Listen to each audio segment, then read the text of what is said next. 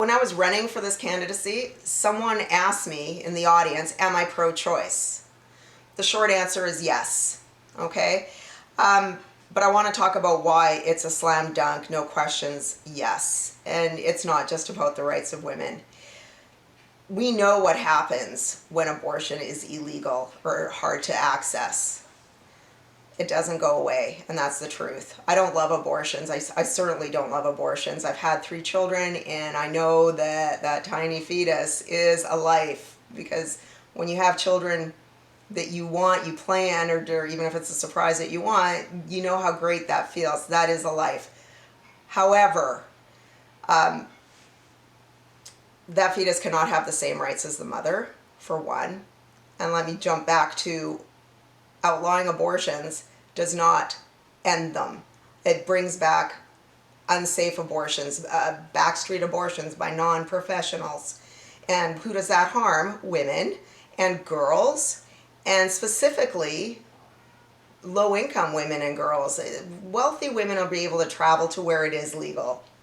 It's the low-income women that are going to suffer, and they're going to bring a child into their low-income world where they're not fit to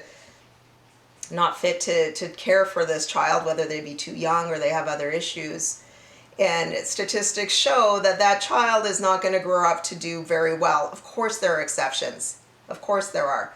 But this is why I think it's also important, why I think it is important that abortions be accessible and available, and my goal would be to have them be very rare.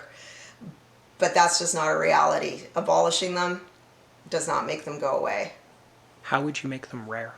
How would I make them rare? That's a great question. I would make accessibility to birth control, and it is accessible, but I think people kind of lose their minds in the heat of the moment, and it happens. And I would like a lot of pushing for people to have adoption. I think maybe we should make that a little bit easier. I've heard of people jumping through hoops and couples that try for several years.